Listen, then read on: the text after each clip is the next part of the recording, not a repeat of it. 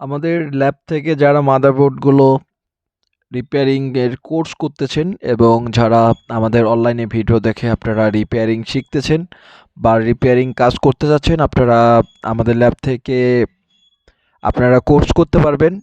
এছাড়া motherboard repair করে নিতে পারবেন।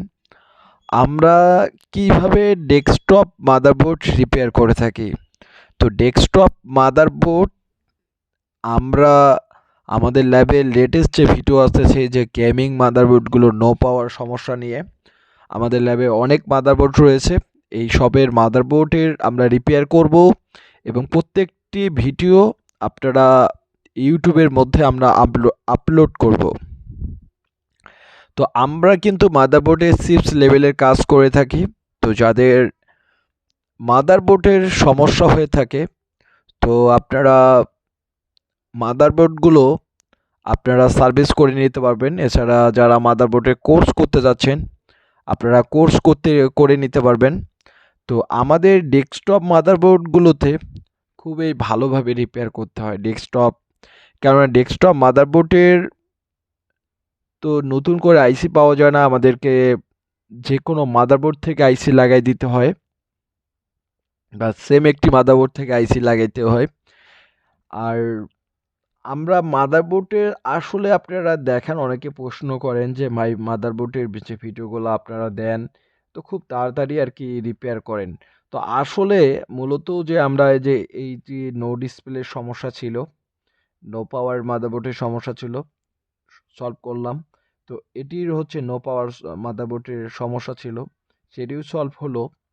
তো আসলে মূলত যে আমরা আমাদের ল্যাবে তো আমরা কিন্তু মাদারবোর্ডের আইসিগুলো আমরা অনেক ডেস্কটপ মাদারবোর্ডের ভালো থাকে, সেই মাদারবোর্ড থেকে আমরা আইসিগুলো লাগিয়ে দেই।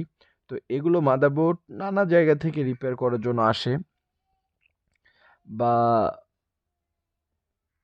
বা মাদারবোর্ডগুলো যারা মাদারবোর্ডের রিপেয়ারের কোর্স করতে যাচ্ছেন অবশ্যই কোর্স করতে পারবেন। তো মূলত যে মাদারবোর্ড রিপেয়ার একটি চিপস লেভেলের রিপেয়ার। তো যারা চিপস লেভেলে রিপেয়ার করতে যাচ্ছেন তারা আমাদের ল্যাব থেকে করে নিতে পারবেন। অবশ্যই আমাদের যে সার্ভিস ফিটা দিতে হবে, আমাদের ল্যাবের সার্ভিস ফিটা দিতে হবে। তো সার্ভিস ফি নিয়ে আপনারা আমাদের ল্যাবে মাদারবোর্ডগুলো যারা রংপুর বিভাগের মধ্যে রয়েছেন, যাদের নষ্ট মাদারবোর্ড, তারা এসে দেখাতে পারেন বা রিপেয়ার করে নিতে পারবেন। যারা দূর দূরান্ত রয়েছেন তাদের ইচ্ছা কুরিয়ারের মধ্যে পাঠিয়ে দিতেও পারেন বা আসতেও পারেন বোর্ড নিয়ে। তো এইগুলো বোর্ডের আমরা চিপস লেভেলের রিপেয়ারের কাজ করে থাকি। তো অনেক একটি মাদারবোর্ডের কিন্তু একটু